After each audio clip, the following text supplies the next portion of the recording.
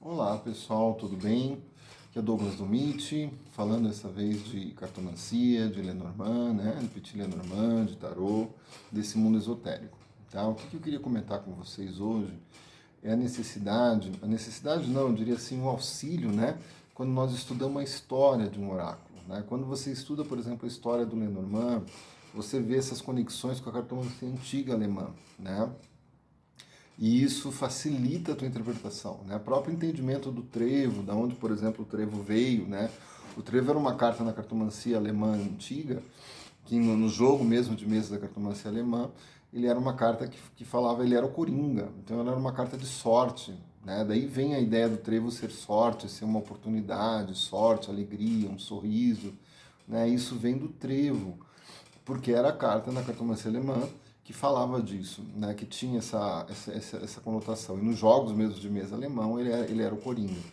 Então é muito bacana a gente entender esse processo histórico. A própria criança no Lenormand. A criança era uma referência ao menino Jesus, né? Daquela, tinha uma borboleta naquela carta lá do primeiro Lenormand, no Jogo da Esperança, tinha uma borboleta que mostrava, que simbolizava a transformação que a mensagem de Cristo causa na vida das pessoas. Então você acaba entendendo o contexto da criação desse baralho, né? Isso te ajuda numa interpretação mais direta, mais profunda do jogo. Então é muito importante, gente, a gente entender o simbolismo também da origem do Lenormand, sabe? Isso também vai servir para o tarô. Quando você pega o tarô, você entende aonde surgiu, né? Quer dizer, hoje, né, a gente não sabe com certeza aonde surgiu o tarô, né? O tarô não se tem certeza como se tem no Lenormand, tem um criador do Lenormand. O tarô não tem isso. Mas a gente entendendo a história e como ela foi, os arcanos do tarot foram simbolicamente sendo acrescentados, sendo vistos com o passar dos anos, facilita a tua interpretação, você compreender os arcanos e como você usar ele no jogo. Tá? Então isso facilita bastante. Então é muito legal a gente compreender essa conexão entre o Lenormand, né, e essa cartomancia antiga alemã, e o que o Johannes Caspar Heckel, né, ele quis colocar nas cartas, ele quis colocar de mensagem ali, né? Ele não tirou aquilo do nada, da cabeça dele, na realidade ele teve lá uma inspiração nessa cartomancia antiga alemã, é o que a gente acha, é o que a Carla Souza coloca bastante, e eu concordo com ela, que Lenormand foi inspirado nesses trabalhos antigos de cartomancia alemã, que era usada com aquele baralhinho normal, que não era o Lenormand, era um baralhinho alemão tradicional. A Carla até tem nos livros dela a imagem desse baralhinho, que eu acho muito legal. Né? Eu acho que devia até ter uma edição dele, ia ser muito bacana ter um baralho desses antigos alemães. Sabe? E era uma cartomancia que era passada de boca a orelha, como a gente fala, né?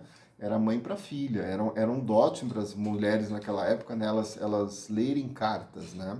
Então é como se falasse, ela é uma mulher prendada, ela cozinha, ela sabe costurar e sabe ler cartas também. Tá? Então era uma tradição passada assim, que a gente não tem ideia quando começou essa tradição. Né? Porque não era escrita, não era algo escrito, ela foi se tornar escrita com o tempo, uma tradição escrita, né? Tá? Então, assim como a Aldete mesmo, ela aprendeu com a avó dela, aprendeu com a mãe, né? Então, era algo que se passava de mãe para filha na Europa. Então, e o Lenormand remonta essas tradições, sabe? O Johannes Caspar Heckel, ele pega essas tradições e ele vai pôr nesse baralho. Então, as imagens que ele coloca ali, a cegonha, todas aquelas imagens, elas são imagens para relembrar do simbolismo dessas cartas na tradição alemã.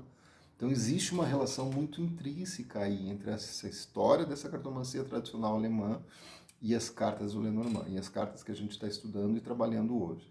Quanto mais a gente entender essa história, mais você consegue ter profundidade na tua leitura, você consegue fazer esses laços com esse passado, tá? A gente até tem que fiquei de marcar com a Carla um dia, com a Carla Souza, né? Chamei ela já para a gente fazer uma live e ela falar um pouco dessa questão, que é muito legal a gente entender esse processo aí, sabe? Eu particularmente sou apaixonado por esse estudo dessa cartomancia alemã antiga. Eu acho que é fantástico, tá certo? Então é muito importante a gente olhar hoje e ver essa questão da cartomancia, da tradição do Lenormand, da origem histórica dele, o que o Johannes queria colocar lá, da onde vem isso e como tinha essas pontes com essa tradição da cartomancia alemã. E da própria história da Alemanha na época, daquele momento histórico que a Alemanha estava passando. Tá? Estava saindo de guerra, de uma série de coisas, né? Então isso é muito interessante, isso facilita a nossa leitura. Isso agrega muito a nossa leitura do Lenormand, tá certo? Boa semana a todos. Me sigam nas redes, Douglas Lumite no Instagram e no YouTube. Um abraço a todos.